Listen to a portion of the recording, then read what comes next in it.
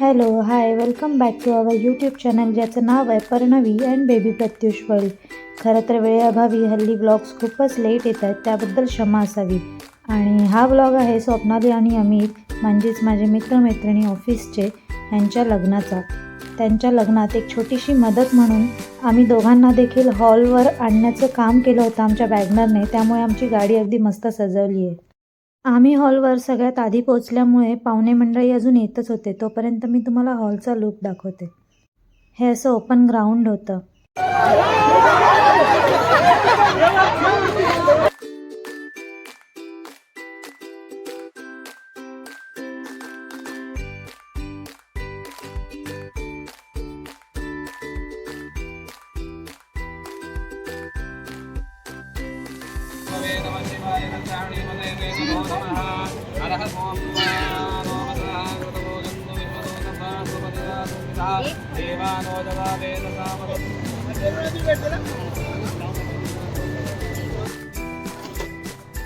आणि आता सगळ्यात महत्त्वाचा क्षण म्हणजेच कन्यादान.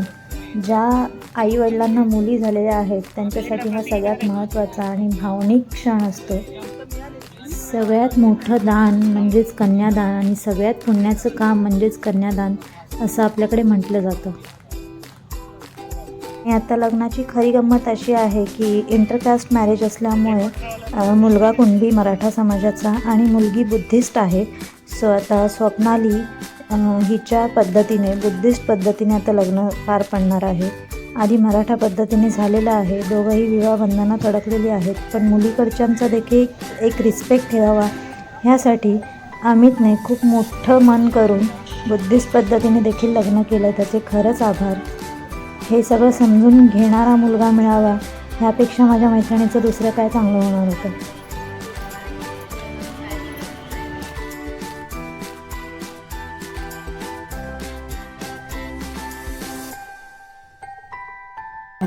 जय भीम.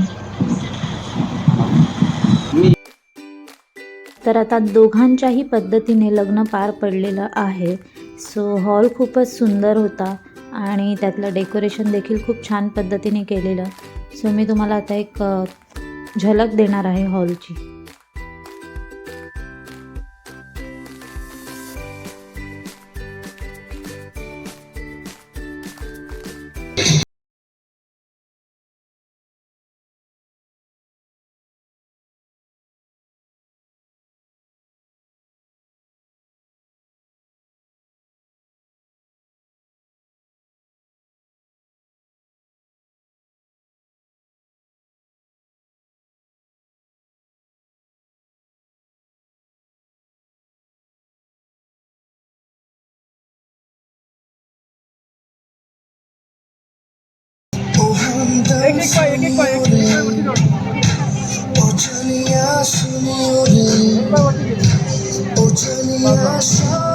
खिड़की से चोरी चोरी के पाँच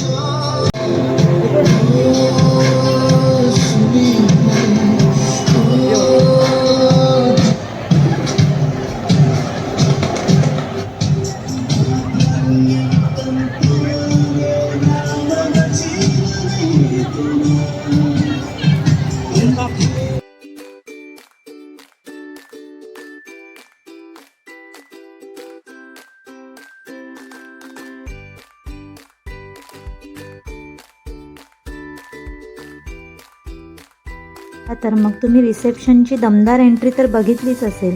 आता रिसेप्शन इकडे पार पडतं आहे आणि आम्ही स्टेजच्या बॅकग्राऊंडला इतकी मस्ती करतो आहे. तर प्रत्युषची मस्ती बघा. आणि सोबत नवरी मुलीचा भाऊ म्हणजे प्रतीक देखील होता, जो त्याला अजून उत्सवून मस्ती करायला लावत होता.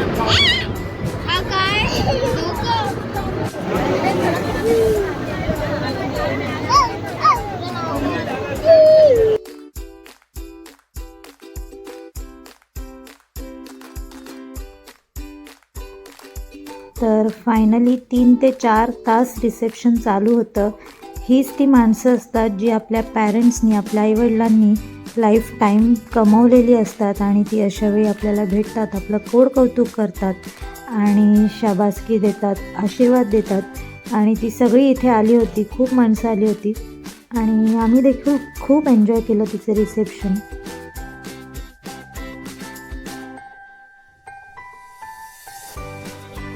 मला नाही दिसला भरवला तो. रिसेप्शनला निक्षून सांगेन की वर्षाताई गायकवाड ह्या ज्या राजकारणी आहेत आणि माझी प्राध्यापिका आहेत त्या देखील आलेल्या होत्या. त्यांनी देखील लग्न अटेंड केलं आणि आशीर्वाद दिले आपल्या न्यू कपलला. पण फुटेज घेता आलं नाही कारण तसं अलाउड नसतं.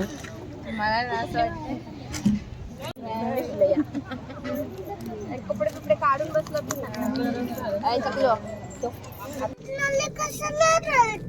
ती आता अमित काकाच्या घरी जाणार ना राहायला.